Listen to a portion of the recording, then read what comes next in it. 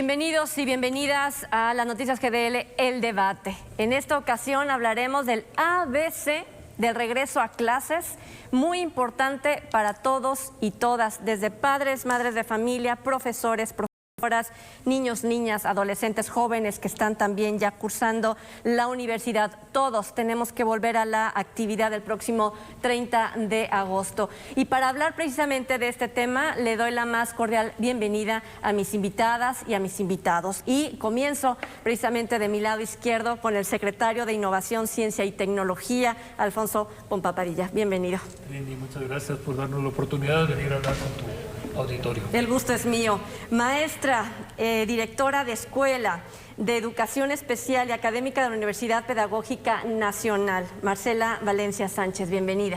Muchas gracias, un gusto estar con ustedes, bueno, para poner un poquito lo que viene siendo la inclusión, incluso la formación de los futuros docentes que se están encontrando con este nuevo escenario. Sin duda, muy importante. Maestra de preescolar y de primaria, Mariana Rodríguez Rosas, bienvenida. Hola, ¿qué tal? Es un honor estar aquí en tu programa, teniendo este contacto con la sociedad, con los padres de familia. Un placer, muchas gracias. Muchas gracias a ti. Y José Luis Sánchez Sesma, quien es presidente de la Asociación Estatal de Padres de Familia en Jalisco. Bienvenido. Gracias, un gusto estar aquí presente. Gracias. Y el secretario de Educación en el Estado de Jalisco, Juan Carlos Flores Miramontes. Bienvenido. Trini, muchísimas gracias y gracias por este espacio que nos permite hablar, debatir, tratar un tema tan interesante, tan indispensable para nuestros niños, niñas y jóvenes, el regresar a clases presenciales. Y comienzo con esta pregunta. ¿Es necesario regresar? ¿Por qué? Claro que es necesario regresar porque en las escuelas hay unos procesos que difícilmente se pueden dar en otros sitios. No solo se adquieren conocimientos, se adquiere instrucción, es la oportunidad que tienen las personas de convivir con el otro, primero de tomar conciencia de las personas que nos rodean, cómo afecta mi actuar, mi proceder, cómo me puedo relacionar y comunicar de manera efectiva. A final de cuentas, este es el sustento de una sana relación socioemocional con nosotros y con nuestro entorno.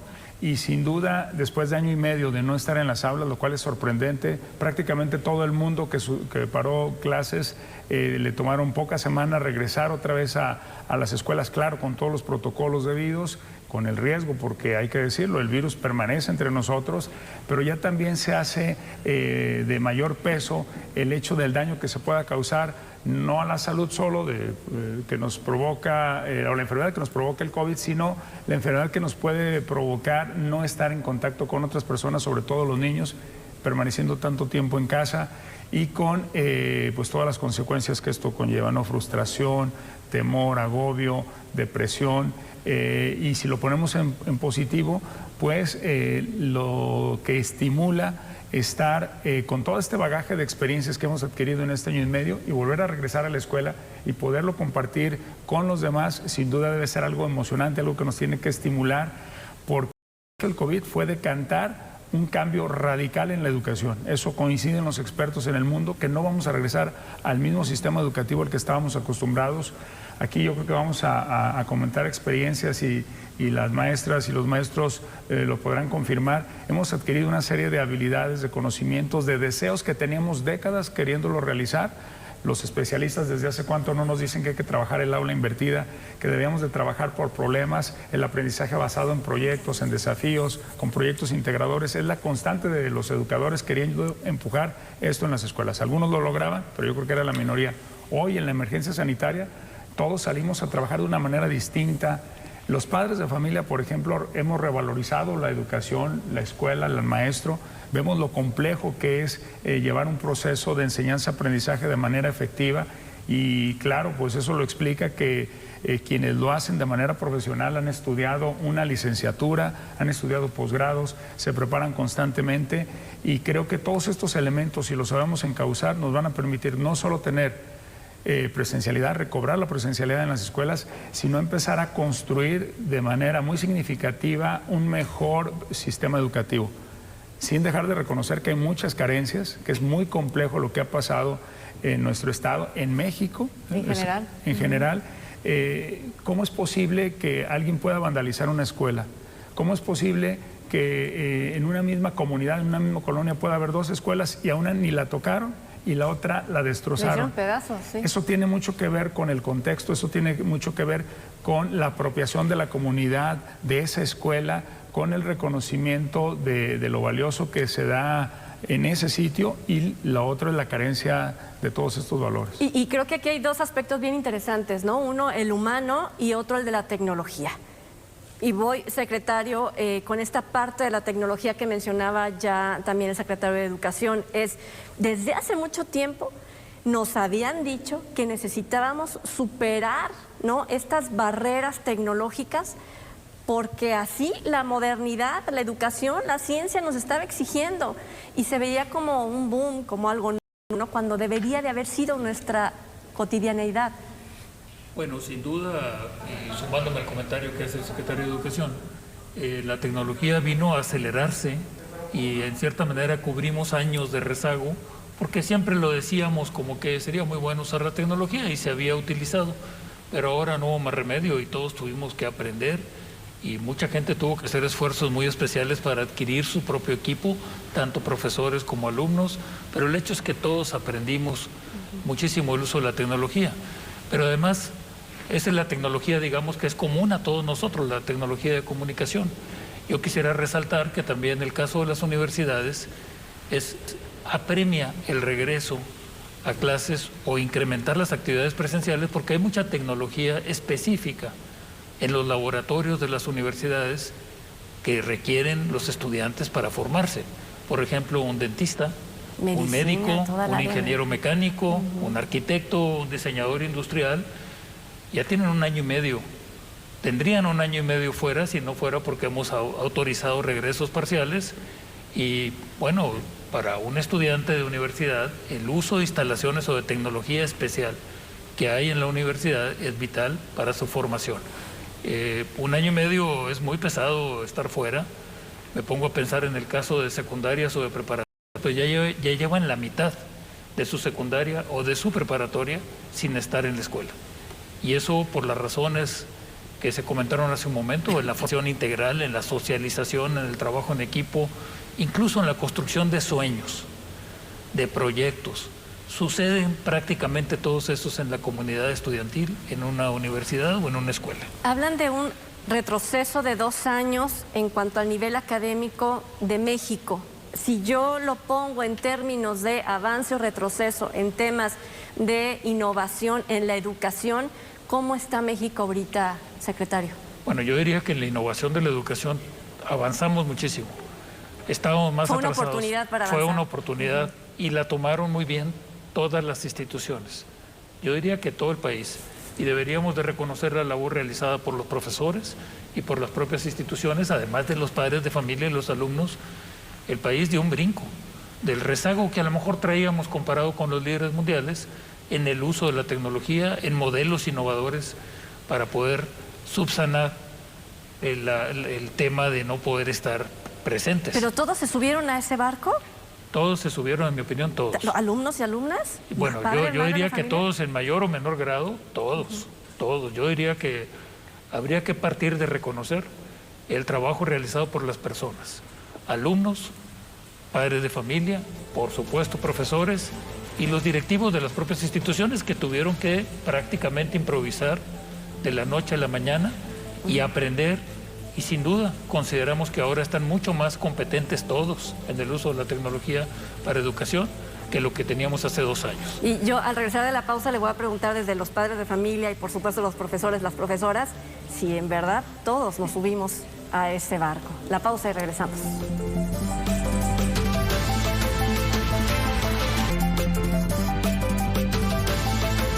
¿Quiénes, cuántos se han subido a este barco para continuar con el desarrollo y el empuje de la educación en nuestro país? Y le pregunto a la maestra Marcela Valencia, ¿cómo están las profesoras, los profesores respecto a este reto que ha puesto COVID-19? Bueno, voy a ubicar ahorita en educación superior dentro de lo que sucedió dentro de la Universidad Pedagógica Nacional. ¿Y cómo se subieron los alumnos? Bueno, no fue lo mismo el primer semestre que se interrumpió, que lo iniciamos de manera presencial y que se nos interrumpe como un aprieta el botón y para todo lo que vienes haciendo, a lo que sucedió, digamos, este último semestre que terminó, ¿no? O sea, sí fuimos avanzando poco a poco, pero también yo tengo que reconocer que tengo alumnos y alumnas pues que trabajan como empleados, por eso estudian en mi caso en el turno vespertino, porque vienen de una jornada laboral y no tenían una computadora, no tenían una laptop. Me tocó ver en las sesiones sincrónicas, o sea, a través de la plataforma Meet que tuvimos los correos institucionales, pues que se tenían que reunir 2, 3 compañeros en casa de alguien para poder estar en una sesión sincrónica. En el caso de las sesiones asíncronas, es decir, que se subían las actividades, pues ellos las iban realizando pues en el momento que podían. Nosotros utilizamos el Classroom como esta estrategia pues que nos brindó la misma Secretaría. Sí hubo un avance, pero yo no puedo decir que todos mis alumnos tenían las condiciones óptimas para hacerlo desde su casa, ¿no? Entonces sí se tenían que reunir entre ellos para hacerlo. Y bueno, otra de las dificultades que incluso la viví yo se fue la luz. Y era día de la sesión síncrona y muchachos, por vía WhatsApp, ¿qué creen? Me quedé sin energía eléctrica en mi casa. Entonces todas esas situaciones se fueron interrumpiendo y bueno, me tocó con el último semestre que tenían prácticas profesionales. Eso estuvo muy interesante en los licenciados en pedagogía, futuros licenciados en pedagogía, que ellos pensaban hacer un servicio social que se les había preparado para unas sesiones presenciales y te vas a ir a las escuelas y vas a atender grupos. En mi caso, que imparto la materia de inclusión educativa, bueno, vamos a atender la diversidad. Y habíamos visto pues toda la teoría y de repente es en línea. Y cómo me meto a la sesión sincrónica de un maestro que también está aprendiendo a utilizarlo y yo, prestador de servicio social, futuro docente, tengo que entrar. Entonces era, maestra, ¿cómo le hago? ¿Cómo entro? El maestro no me manda el link. ¿Cómo entro a observar la clase? Y luego, ¿cómo voy a atender a los alumnos que son propios de mis actividades del servicio social? Sí fue una super experiencia, sí fue mucho el ensayo, el error, el ir platicando. En las sesiones sincrónicas me platicaban los estudiantes, maestra, hicimos esto, hicimos lo otro, vamos bien, ¿qué más hacemos? ¿Qué sugerencias? Sí fue todo un reto. Y es que hay un razonamiento diferente entre los jóvenes ya adultos, ¿no? Universitarios, a los pequeñitos. Y le pregunto, maestra Mariana, desde esta diferencia de edades, esta diferente capacidad de atender una orden y sobre todo, ¿no?, que se cumpla en una evaluación, fue un reto, ¿no?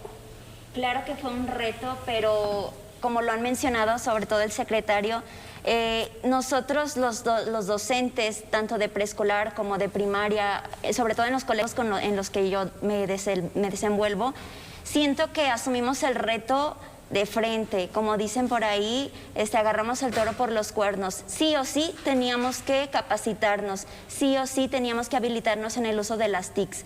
Estuvimos, claro que entre compañeros apoyándonos unos con otros para sacar adelante el trabajo, no podíamos quedarnos atrás cuando la educación te está pidiendo otra cosa. Y hablando del tipo de aprendizaje que se dio con los pequeños, sobre todo de preescolar, buscamos estrategias que fueran adecuadas a su capacidad, también a las habilidades de los papás, porque también aquí estás hablando de quién se subió al barco, los maestros, sí, alumnos. Obviamente aquí los de educación básica, primaria y preescolar dependen mucho del papá, de su tiempo, de su habilidad tecnológica también. Entonces se buscaron estrategias tanto en Classroom, los que no podían meterse a Classroom, a Meet, por Facebook, en clases en vivo, en WhatsApp. Entonces buscamos estas estrategias de qué es a lo que el contexto real de los padres de familia, porque aquí en la educación básica ellos son el apoyo, el enlace con nuestros niños. Yo les decía a los padres de familia, gracias porque ustedes fueron mis manos, fueron mi boca en el momento cuando yo les dejaba algunas actividades asíncronas, como mencionaba la maestra Marcela, pero cuando yo tenía las clases presenciales las clases en virtual, pero mediante una pantalla, yo trataba de hacerlo lo mejor posible, casi hacerle, oye, enséñame tu trabajo y vas muy bien, ¿cómo vas tú, Betty? Y entonces hacerlo de una manera motivante para que los alumnos se interesaran. De 32 alumnos en primaria, 29 estaban muy en contacto conmigo. Y digo, estaba hablando de un grupo, pero hablando de la mayoría de, ahorita que estábamos haciendo en esta semana pasada, esa capacitación en la zona escolar de primaria, de preescolar, hablábamos de todos estos retos a los que nos enfrentamos, cómo salimos avante, qué capacidades adquirimos como docentes, como colectivos y sobre todo el apoyo de padres de familia. Creo que sigue siendo un reto, fue un reto y vamos a seguir pues avante. ¿Por qué sí regresar, José Luis Sánchez, sobre todo cuando escuchamos voces de padres de familia que dicen yo no quiero que mis hijos se contagien? Bueno, la intención, como ya lo comentó el señor secretario, es el COVID-19 viene a quedarse. Ya pasaron más de 15 meses que nos ha tocado trabajar a distancia, obviamente a maestros, padres de familia y a los alumnos. Es importante generar la dinámica de ver cómo nos va a tocar el regreso. Es importantísimo por la socialización de los niños. Creemos que el esquema que se ha venido aplicando ha sido muy interesante, ha sido efectivamente crecimiento para todo el mundo, pero sí tenemos que ver la forma de la formación de las niñas y los niños en su persona. Es muy diferente que yo como padre de familia a mi niño le dé un acompañamiento de educación dirigida por un docente, a que él conviva con más compañeros y tenga la directriz de un maestro que tiene la profesionalización de lo que está impartiendo. Eso es importantísimo. Nosotros tenemos que generar la dinámica ya en la cuestión de la actividad social. Como padres de familia tenemos que aplicarnos en nuestro desempeño laboral, en el desempeño familiar, donde tenemos que ir formando a nuestros hijos con su convivencia. Obviamente, el factor que se está presentado con el contagio, el incremento que ha habido, es un tema bastante delicado, donde tenemos la incertidumbre de cuál va a ser el proceso a seguir. Es importante, por un lado, por la formación de las niñas y los niños, pero por otro lado es la salud de ellos. Y si estamos en cautiverio, estamos guardados en el hogar ahorita para evitar esos contagios, tenemos que empezar a soltar debidamente la formación de los niños ahorita en la nueva modalidad. ¿Es el momento para soltar? Soltar, obviamente tiene su variante. La intención de el externar soltar es de que tenemos que generar un compromiso y acompañamiento con padres de familia en qué es lo que estamos generando en beneficio de un centro escolar. Sabemos que las instrucciones están bien marcadas, nuestro primer filtro es la casa, no es soltar al niño, ¿sabes qué? Vete a la escuela y que te va bien. Es tener un acompañamiento, cuál es mi responsabilidad para que el niño no sea contagiado y no contagie. Está presentándose la dinámica de que es la facilidad de que esa distancia es presencial y es híbrida la participación. Mucha gente está pensando en que si esa distancia vamos a seguir con la dinámica, pero los padres de familia vamos a responsabilidad todavía aún más de como se hicieron el ciclo pasado en el acompañamiento de la educación de los niños, porque no va a haber una directriz al 100% del maestro. Ya tengo que manejar el acompañamiento con mi niña o mi niño en la formación y el estudio.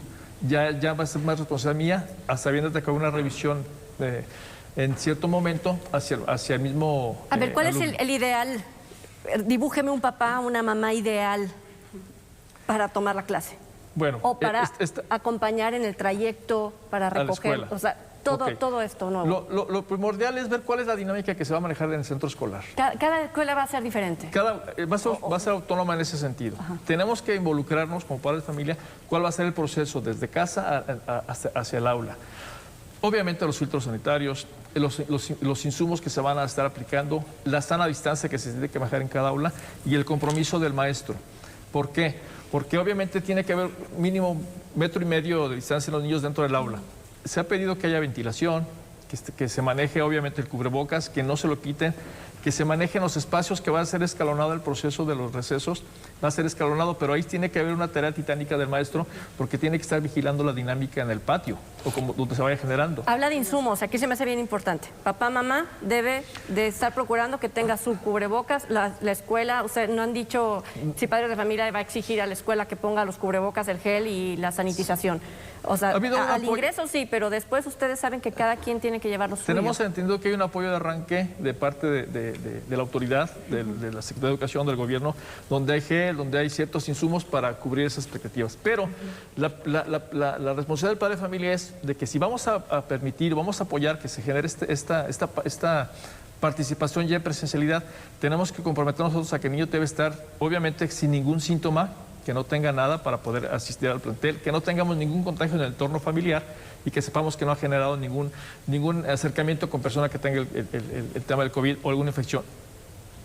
Obviamente es mandarlos con su gel, cubrebocas, 2 o 3 si es necesario, siendo pequeños, inculcarles desde ahorita cuál es la dinámica. Hay niños que no soportan el cubrebocas, pero hay niños que no se lo quitan. Inclusive ellos nos dan la instrucción, orden. póntelo, no salgas sin el cubrebocas. ¿Dónde está tu cubrebocas? Uno sale media cuadra, ¿dónde está tu cubrebocas? Y hacen lo que se regresa. O sea, esa es la cultura que tenemos que estar generando. Y en el centro escolar, obviamente, es el proceso de la enseñanza y el acercamiento con los mismos maestros en la participación de la nueva dinámica que se tiene que manejar y los tiempos que se tienen que estar manejando en las aulas, porque decimos, bueno, si vamos a tener un aula, ¿cuál es la ventilación? ¿Cuál va a ser no puerta cerrada, sino obviamente antes era poner cortinas y tal, hoy tenemos que aprovechar abrirse los IAS, abrir entradas para que haya efectivamente esas escuelas.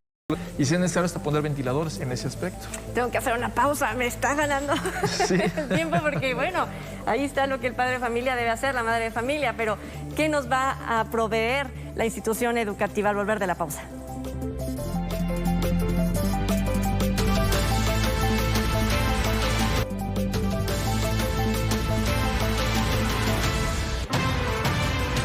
El ABC del regreso a clases, y le pregunto al secretario Juan Carlos Flores Miramontes, ¿cuáles son los insumos con los que debe contar todo colegio, escuela, institución educativa para entrar a la clase presencial? ¿Y qué le va a proveer la Secretaría? Claro. Hay que decir que se está haciendo un esfuerzo muy significativo para poder darle este apoyo a las escuelas con un esfuerzo grande porque es con un recurso estatal. El sistema educativo de México se alimenta precisamente de las participaciones federales y es una pena que a la fecha no se haya recibido ni un solo peso extra para poder atender esta necesidad que es imperiosa, pero si no ha sucedido en salud, que es imperativo, es difícil de esperar aquí. Por eso nosotros hicimos una inversión de entrada en el tema de jabón, cubrebocas, todos los artículos que ayudan a minimizar el riesgo de alrededor de 160 millones de pesos, más otros 90 millones de pesos para revitalizar las escuelas por el tiempo que estuvieron sin uso, por el tema del robo, el vandalismo. Y tenemos una inversión de 3,000 millones de pesos en rehabilitación de escuelas, que es la ruta que ya tenemos para que los niños, las niñas estén más seguros en casa, perdón, en la escuela. Pero es un hecho que la tarea es titánica porque son 7,275 edificios donde operan 11,000 escuelas en Jalisco y que la mayoría se construyeron hace más de 4 o 5 décadas. Y en ese sentido, cuando no hay un modelo donde el gobierno federal te da dinero para mantenimiento, pues ya te puedes imaginar el escenario. Pero bueno, eso no es pretexto para arrancar a la presencialidad. Hay los insumos suficientes, se están distribuyendo y como bien lo decía José Luis, y me da mucho gusto que la organización de padres sea consciente que esta es una tarea en conjunto. ¿Cómo generas la mejor condición de seguridad en un niño?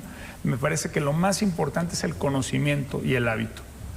Porque de nada sirve tener el cubrebocas, tener tu gel, que las mamás les pongan un botecito de gel y demás, si el niño no lo usa correctamente, si intercambia el cubrebocas, imagínense, si la maestra está haciendo un esfuerzo por mantener la sana distancia, pero después ellos en el patio juegan y se abrazan y demás. Eso es importantísimo, por eso digo que es una tarea de todos. El hecho es que hoy por hoy tenemos una experiencia en Jalisco que ningún otro estado tiene. Ya hemos tenido muchísima presencialidad en el ciclo escolar pasado. Y cuando digo muchísima, estoy hablando de cientos de miles de niños. ¿Cuándo? Guarderías nunca han parado, siempre han estado operando y no tenemos reportes de una cadena de contagios grave. La educación superior y la educación media superior tienen acceso a los talleres, a los laboratorios con todas las precauciones, tampoco tenemos reportes de situaciones graves. Abrimos las escuelas a partir de agosto del año pasado en el ciclo escolar con presencialidad formal a través de asesorías presenciales que estuvieron operando. Empezaron pocas escuelas, pocos cientos, terminamos en más de 7,000. En el caso de los grupos de seguimiento académico fue interesantísimo. 1 de marzo arrancamos, monitoreamos todos los posibles riesgos, cerramos con el 98% de las escuelas abiertas al cierre del ciclo escolar, utilizando este recurso de los grupos de seguimiento académico hasta el 61% de las escuelas. ¿Qué pasó en términos de infecciones? Las tuvimos, por supuesto que las tuvimos. Reportan las escuelas 39 contagios de maestros y 8 contagios de niños. Pero ojo, esos contagios no se dieron necesariamente en la escuela. De hecho, se cree, por la autoridad de salud, no por nosotros, que se dieron al exterior porque no hubo una cadena de contagios. Es decir, una vez que un niño tiene los síntomas, lo correcto, o maestro, es hacerse la prueba. Una vez que se determina que es COVID, el aislamiento que se provocó, y seguimos así el protocolo, es el mismo protocolo que se va a utilizar a partir del 30 de agosto, pone en inactividad por 14 días a ese grupo que estuvo en contacto, y eso fue suficiente para evitar cadenas de contagio. ¿Qué quiero decir con esto? ¿Tenemos miedo de regresar y de infectarnos? Sí. Como seguramente todos tenemos miedo si nos subimos al transporte público, vamos a un cine, vamos a un mercado, la vida sigue, pero también sabemos con datos duros, y no solo de Jalisco, insisto, que sí hay datos, es lo bueno. Hay estados que no han abierto sus escuelas por año y medio, están cerradas con candados y el pasto crecido. Aquí, no digo que todas, pero la inmensa mayoría de las escuelas operaron con este tipo de servicios. Tenemos la estadística mundial, ¿y qué dice? Que las escuelas son los lugares donde menos se contagian las personas. ¿Por qué? Porque la misma dinámica de la escuela, tener horarios, tener una entrada precisa, pero un horario preciso para ingresar, para tomar recesos, nos permite escalonar, nos permite hacer racimos en las escuelas, y si sucede un contagio, solo suspende las actividades para ese grupo y no para toda una escuela. Es un desafío mayor, sí, pero yo creo que estamos, gracias a la unidad, a la colaboración, provocando una situación segura de regreso presencial. Tengo entendido entonces 250 millones de pesos en educación básica en Jalisco para el regreso a clases. Eso incluye la rehabilitación de escuelas, etcétera, etcétera, ¿no? ¿Todo? Eso incluye los insumos ordinarios, la sustitución de lo que ordinariamente se utiliza para generar estos filtros, estas, digamos, condiciones de viabilidad. Aparte hay 3,000 millones de pesos en tema de rehabilitación de escuelas. Aún así, comentabas antes de iniciar el programa, Trini, tenemos escuelas que todos los días nos están reportando que desafortunadamente fueron robadas, vandalizadas. Esta semana que regresaron los maestros a tomar sus consejos técnicos, a capacitarse, a prepararse para abrir el ciclo escolar, sin duda encuentran situaciones que la bomba del agua se descompuso, que nos robaron el cable que alimentaba la bomba de agua y demás, y las tenemos que intervenir. Importantísimo aquí decir, incluso te puedo decir de 15 escuelas que estaban en condiciones tales que las vamos a tener que demoler, se están demoliendo ya, o por lo menos zonas de la escuela, y se están reconstruyendo. Solo ese proyecto cuesta 110 millones de pesos. Y podríamos pensar, ¿qué va a pasar con esas 15 escuelas? ¿No van a tener el servicio educativo? No contamos con el edificio, pero sí vamos a brindar el servicio educativo. ¿Cómo? Desde la reubicación de alumnos que hicimos en el proceso de preinscripciones para provisionalmente ponerlos en otras escuelas, convenios que hicimos con ayuntamientos para utilizar otra sede alterna, convenios que hicimos con otra modalidad educativa para que prestara sus instalaciones a contraturno. Es decir, tenemos que sobreponernos a la adversidad. La adversidad es real, pero también, lo decíamos al inicio del programa, es importantísimo recobrar la ruta educativa. Y si me lo permites, Trini, hay un tema que yo no dejo de sorprenderme, un estudio que hicimos, Planea en Jalisco, nosotros por voluntad del Estado, hizo una valoración tipo Planea, que es el instrumento que se utiliza en el pasado para medir el logro educativo. La muestra fue bastante considerable, 4,000 niños de primaria, secundaria y preparatoria. ¿Cuáles fueron los resultados? Sorprendentemente, el promedio de esa evaluación en cada grado fue similar a estar con pandemia y sin pandemia. Sorprendente, el promedio, viendo toda la foto completa. Pero si haces un acercamiento, lo que ves es lo que realmente está pasando en los sistemas educativos mundiales. Los niños que tienen acompañamiento de sus padres, de un mayor, incluso hasta de un hermano mayor, lo mencionaba la maestra Marcela, es cierto, pero cuando alguien lo acompaña al niño y tiene tecnología, incluso tiene mejores desempeños. Pero la cara de la moneda contraria es la lamentable, y es por lo que estamos empujando la presencialidad, que es al que tiene ausencia de estos recursos. Por eso yo aquí en este espacio le pido, en nombre de los vecinos de los eucaliptos en Tlajomulco de Zúñiga, solamente estas 3 instituciones: kinder, primaria y secundaria. Primaria Severo Díaz Galindo, secundaria 112 Jesús Cloutier y preescolar Juan Ixca Farías. Es increíble la situación en la que pretenden. La directora del preescolar me decía, si necesito hacer milagros, hago milagros para el 30 de agosto, pero abrimos, porque así me lo están exigiendo. Y creo que no se puede hacer milagros, no se trata de hacer milagros en una pandemia, secretario, y de hecho, bueno, le dejamos ahí este encargo, y yo imagino que una gran cantidad de escuelas también que pudieran estar en la misma situación. Y me voy a la parte de la educación superior, porque necesitan también filtros, necesitan insumos, pero aquí en la parte esa no solamente es llegar y hacer uso de los laboratorios, sino también la virtualidad se va a seguir usando. Y Jalisco, ¿cómo vamos? Este observatorio ciudadano revela lo siguiente: a lo mejor en educación básica mucha gente está estudiando. Más del 30 y tantos % de los habitantes de los municipios más poblados del área metropolitana de Guadalajara tienen terminada la primaria, otro tanto la secundaria. Pero cuando hablan de una licenciatura, dice, cuando solo, el resultado de esta encuesta dice, solo el 16% de sus habitantes tiene la licenciatura terminada. El filtro, y sabemos, en esto de la deserción, se van haciendo grupos mucho más pequeños. Aún así, ¿cómo hacer para que los que no entraron a la universidad porque tuvieron que trabajar por una situación económica apremiante, vuelvan con salud y vuelvan con todo el instrumental tecnológico necesario? Secretario. Bueno, sin duda es muy relevante ese tema, pero yo quisiera nomás especificar que en la edad de estudiar una carrera universitaria, que lo medimos de los 18 a los 24 años, que más o menos es la edad normal de estudiar, el 40% de la población en esa edad sí está en las universidades. Eso da 286,000 estudiantes, que es lo que tenemos en el sistema de educación superior en Jalisco. Quiere decir que hay otros 420,000 de esa edad que están trabajando, haciendo por la vida en algo, están activos. Sí, claro. Entonces, es muy relevante tener esa estadística a la mano, porque si bien es un grupo relativamente chico, el de educación superior, pues pertenece a un grupo muy activo. Es el grupo que anda más activo socialmente, deportivamente, económicamente, culturalmente. Son los que andan constantemente haciendo todo tipo de cosas.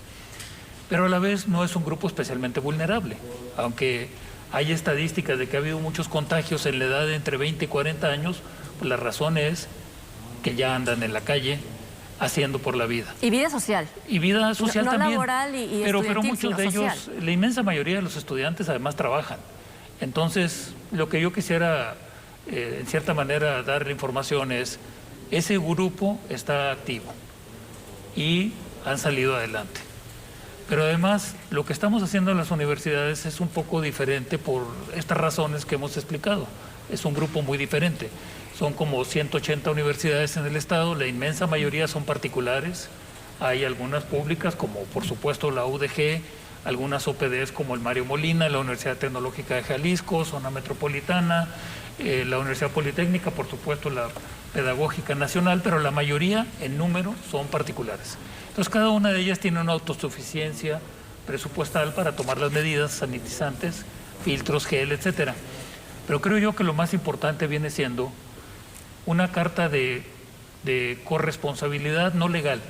Es una carta de colaboración, porque el estudiante universitario puede ayudar mucho a que las cosas sucedan mejor en la universidad. En el sentido de, primero, se compromete a no asistir si tiene cualquier síntoma similar al del COVID. Eso es muy relevante porque queremos cuidar a los demás. El segundo tema es que se compromete a cumplir con las normas de traer cubrebocas y de supervisar que en la institución se cumpla. Estamos exigiendo que las universidades pongan en los espacios cerrados el aforo permitido por 3 metros cuadrados por alumno. Y ellos nos van a ayudar y van a poder hacer denuncias. Y tercero, que en caso de resultar alguien positivo, tenga que declararlo para que la institución lo sepa. Y ahí viene un tema muy importante, rastreabilidad. Es decir, que podamos detectar los brotes y poderlos poner en cuarentena esos pequeños grupos. Si lo hacemos así, vamos a poder vivir durante toda la pandemia, que no sabemos cuánto tiempo nos falta, tomando decisiones que nos ayudan a regresar, pero a la vez a proteger que no haya explosiones o que no detone brotes en serie en cada una de las instituciones. El tema de rastreabilidad es sumamente importante.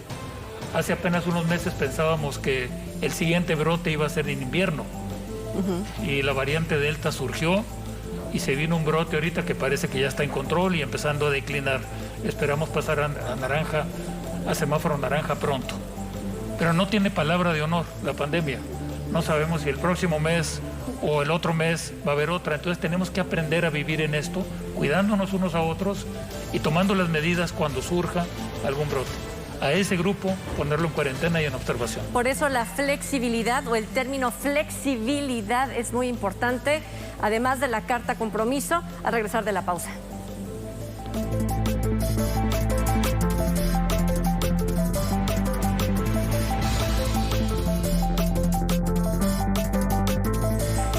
Bueno, vamos a entender la palabra flexibilidad y también flexibilidad en esta carta compromiso. Padres de familia dijeron, si yo firmo, entonces la escuela, la institución no tiene ninguna responsabilidad respecto a la enfermedad que se puede adquirir al transitar las clases presenciales.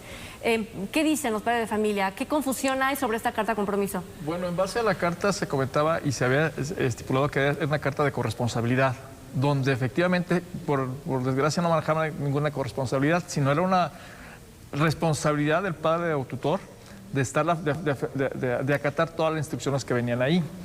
Creo que se ha hecho mucha polémica con el tema que se ha manejado en el tema federal y en el tema estatal, que se han aclarado muchas dudas, pero todavía está la incógnita de que cuál es el compromiso, o si es la obligatoriedad de la firma de la carta. ¿La firmo o no la firmo? No, exactamente, ese es el incógnito para el padre de familia. Pero hay que recordar que en los centros escolares, en la mayoría, siempre se firma una carta compromiso, donde yo como padre de familia me comprometo a que mi niño vaya desayunado, a que mi niño lleve su uniforme, a que cumpla con sus tareas, a que llegue a tiempo, que sí es una corresponsabilidad porque ellos cumplen con su función como docentes y nosotros como padres de familia. Será el mismo tenor, sin alarmarnos como padres de familia. ¿Por qué? Porque ya aplicaríamos nosotros la corresponsabilidad, pero compartida. ¿En qué aspecto? En que yo me comprometo como padre de familia de que voy a cumplir las instrucciones que me da tanto salud como educación, de manejar el primer filtro. Esa es mi primera responsabilidad, la salud de mi niña, de mi niño. Si yo lo estoy exponiendo porque pueda tener una gripe, un catarro, sé que de un hermano tiene ciertas falta de los síntomas de problemática que tiene, es donde yo no lo voy a exponer a que vaya a la escuela.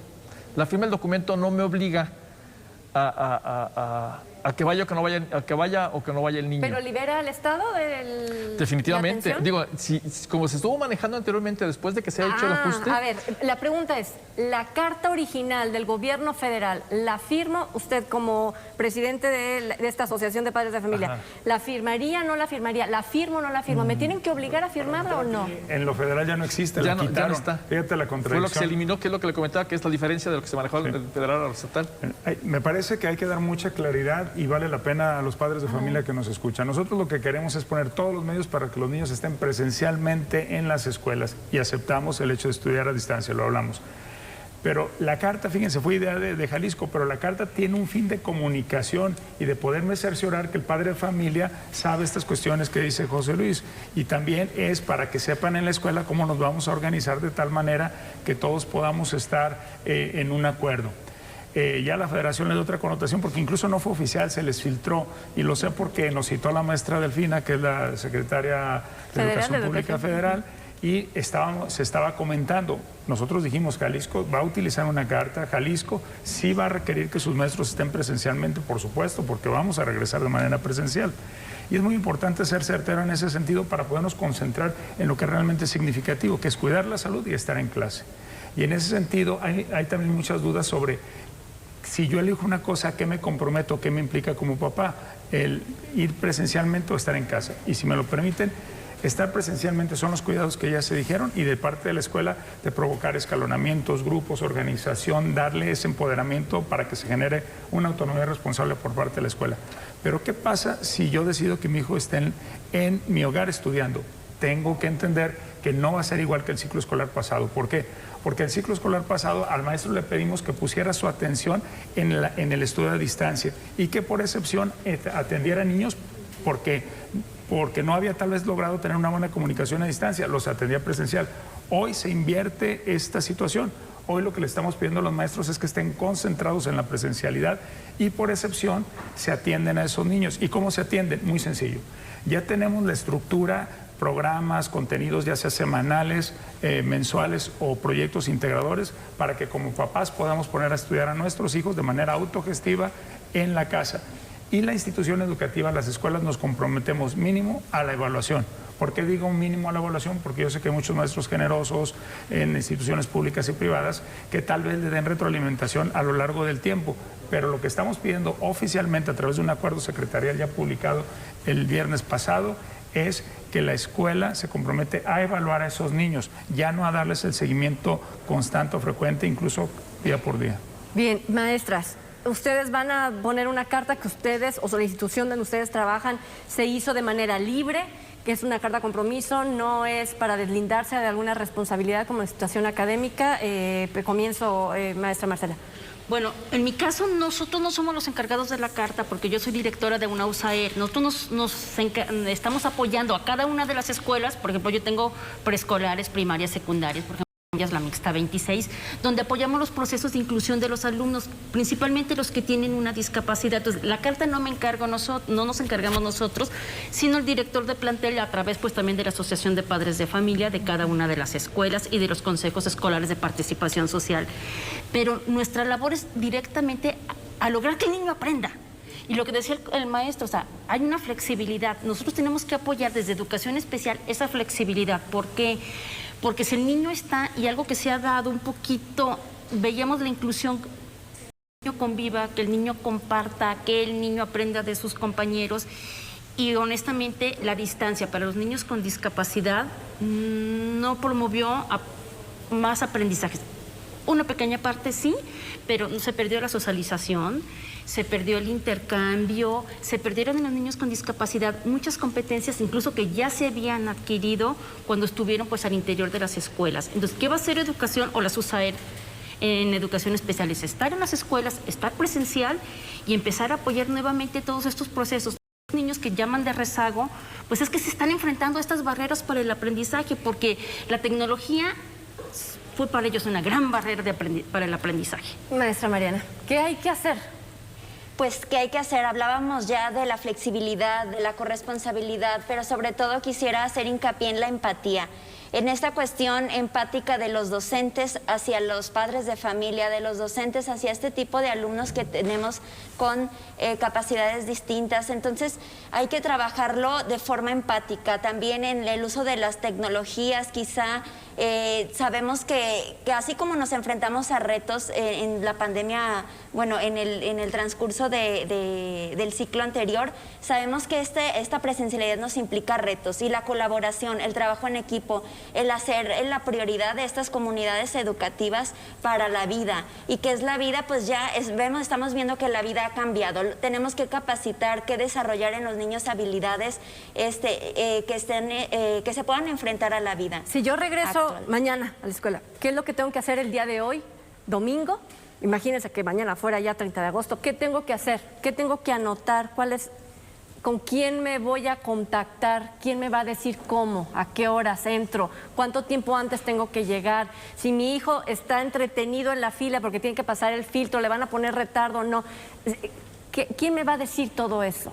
Durante este proceso de capacitación con maestros que ya tuvimos la semana pasada, y vamos a tener la fase intensiva ya como colectivo y de estar preparándonos ya de forma pues más puntual, tenemos este contacto ya de comunicación con grupos de WhatsApp, con estos medios tecnológicos. Entonces, a partir y tomando estas estrategias o estas tecnologías, vamos a darles a entender a los padres de familia qué van a hacer, quién va a llegar, si los grupos son mayores a tal número, si van a entrar solamente la mitad y para la otra semana. Entonces, mediante esos recursos que ya tenemos de comunicación, pues vamos a seguir teniendo esta asertividad. La comunicación, cómo se ha vuelto tan importante ahora, ¿no? Y en la cuestión de la educación superior, tampoco no es obligación esta carta compromiso, o sea, no hay una persecución o liberarte de ciertas responsabilidades. Esto es colaborar entre todos y todas. Es colaborar entre todos. El caso de las universidades, ya empezaron algunas hace 2 semanas, otras empezaron esta semana, otras empiezan en septiembre porque son cuatrimestrales, y ha sido gradual, y yo diría que ha sido muy bien entendido. Cada una tiene una comunidad con la cual se informan y toman todas las decisiones correspondientes. Y yo diría que algo también muy importante es que todos tenemos, y me sumo a lo que decía la maestra, que ser empáticos en este regreso. Esa flexibilidad va acompañada de un entender que el otro pudo haber pasado en esta pandemia tragedias muy serias, de pérdida de seres queridos, tragedias de salud, situaciones muy difíciles económicas, y yo diría que esa flexibilidad acompañada de empatía nos va a ayudar a todos a salir adelante, y es probablemente lo más importante que deberíamos de hacer, de cómo sumarnos y ayudarnos unos a otros en este regreso. Y no hay discusión de que si la Universidad de Guadalajara no quiere regresar, no regresa. Es opcional. Volvemos a decir, hay flexibilidad. El que quiera enviar a sus hijos a la escuela, que los envíe; el que no, que se conecte, que siga en la virtualidad. Secretario. Por supuesto, siempre la flexibilidad viene bien, la empatía no se diga, es lo que nos permite prudentemente tomar cada acción para lograr una flexibilidad efectiva y no caótica como la que mencionamos hace un momento por parte de la autoridad federal. Lo que hay que hacer en este primer día de clase es contactar a la escuela. De hecho, como bien dice la maestra, en la mayoría de los casos ya tienen los maestros sus listados de alumnos, la manera de contactarlos, algo que nos ayudó mucho en la pandemia y que realmente es algo que no va a desaparecer, estoy seguro, son los canales de comunicación, el uso de plataformas electrónicas. En Jalisco ya los maestros que están frente a grupo tienen cuentas institucionales de una sola plataforma de calidad mundial que les permite utilizar un classroom virtual, un aula virtual que les permite tener un repositorio, un disco duro en línea, por supuesto. Lo que utilizamos para la productividad ordinaria en las empresas, ya los maestros de Jalisco lo tienen y algo más valioso, ya los alumnos lo tienen. Cualquier alumno de Jalisco ya puede tener una cuenta institucional que le permite entrar en comunicación. Claro, uno dice, y los que no tienen internet, pero hay una muy buena noticia, cuando estén regresando a las escuelas van a poder probar la velocidad del internet que se ha suministrado y creo que eso va a ser una gran ventaja. De lunes a viernes de esta semana que estamos comenzando para entrar al 30 de agosto ya a clases, la responsabilidad es comunicarnos con nuestra institución educativa. 2, la Carta Federal, esta de compromiso, desaparece y solamente hágalo de manera directa con su institución. Muchísimas gracias a todas, a todos por habernos acompañado. Que tenga un excelente domingo.